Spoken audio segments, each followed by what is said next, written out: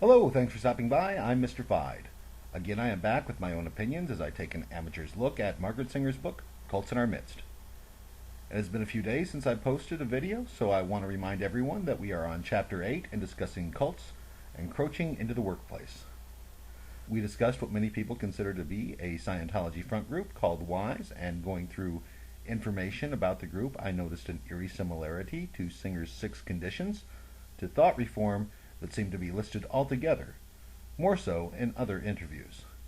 My personal theory is that perhaps WISE might possibly be a more accelerated course because the people attending these classes have a different motivation and may often have potential to spend more money. It seems to me that people recruited into Scientology are done so mostly out of curiosity.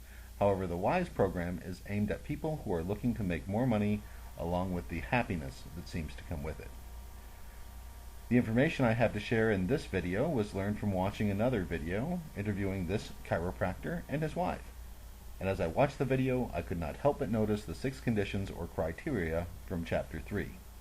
The first criteria was, again, keep the person unaware that you are trying to control them. Peter describes his first visit to Flag, and in that visit he was unaware that he would be taking Scientology classes. He thought he was there only for a business seminar at an exclusive resort in Clearwater, Florida. Upon arrival, he was asked what Scientology courses he was there to take. He said he was only there for a seminar, but was told he must, and he repeated, must be there for a program. There was no other way. He, not wanting to cause waves in the system, started a course. However, he was not told that he needed to take the same classes that are required to begin in Scientology. Singer's second criteria in Chapter 3 was the control of time and environment. And on Peter's trip out of town to what he was told was a luxury hotel, when he finally got to his room, he discovered that the hotel, at the time, had no phones in the rooms, and all calls must be made by the use of a payphone that he implied was not always available to him.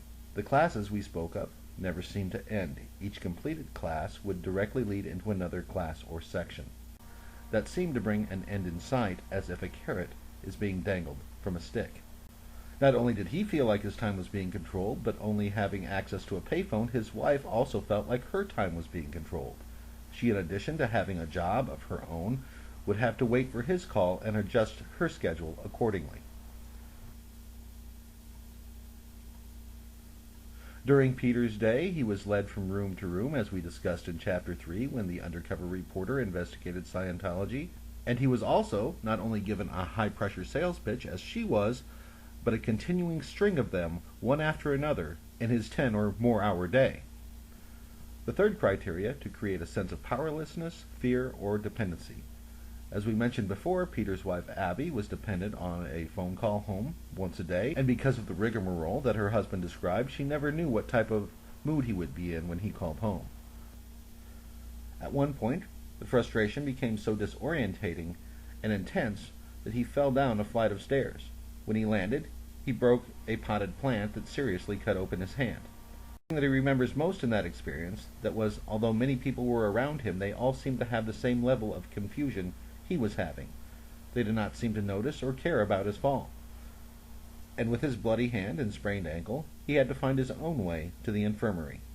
His wife Abby, when trying to avoid similar situations at Flag, elected to receive training at Miami Org.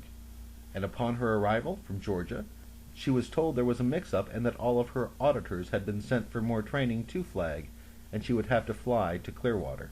In addition to her luggage, she was required to take a very large, heavy, sealed box of what she was told were her documents, so she could receive her training there. I consider it to be a control of environment to send someone to the very place she is trying to avoid on her limited time away from work. When she arrived, she was told she needed to be processed for registration in the non-English speaking section. She mentioned that if her husband had not called to intervene, she felt she would still be there years later. Singer's fourth criteria is to suppress old behavior and instill new behavior, basically showing that a person's old ways are irrelevant and the new ways must be strictly adhered to. During a change in personality, Abby noticed mood swings in Peter and that his weight began to drastically fluctuate. This dentist, who clung to the idea that she was a Catholic when she and her husband and partner were lured into Scientology through Wise, says that she and her husband were constantly encouraged to divorce. She noticed particularly that family time was replaced with Scientology activities, and was even pressured to stay in courses that would cause her to miss her young daughter's birthday party, with promises that her courses would lead to her happiness. She even remembers courses costing thousands of dollars that she does not recall the purpose of, but for some reason or another, the course consisted of her rubbing a teddy bear. Singer's fifth criteria: instill rewards and punishments to learn new behavior. People with doctor in front of their name need to take courses to learn how to study, and then, after they are finished, are given a second advanced study program. They are doctors. Why it is felt that they need to relearn how to study is beyond me. The key factor in Scientology courses is a system of study. Intensive study, as explained by Robert Lifton, is a common theme in all groups that use mind control. Singer's sixth criteria is to put forth a closed system of logic that can only be changed by the leadership. Each case that I had the opportunity to review was a doctor that wanted to expand his or her practice to make more money and be happier. In this case, Peter and his wife were doing very well in their practice and putting $5,000 away in savings every month after expenses and having over $150,000 in their savings. They were told that when they wanted to start a second business that did not include Hubbard Tech, that it was out of the question, and they were thrown out of Scientology, after they had lost not only their savings, but their extra monthly income as well, and ended up in bankruptcy. Peter and Abby, now relieved that they are no longer in Scientology, claim they were somehow instilled with the belief that only more money and more courses could make their problems go away, not what they were doing with that money. If you recall from previous chapters, we talked about revision of personal history. Peter claims that before he could complete his courses that he had to give a written essay about how the program was working for him.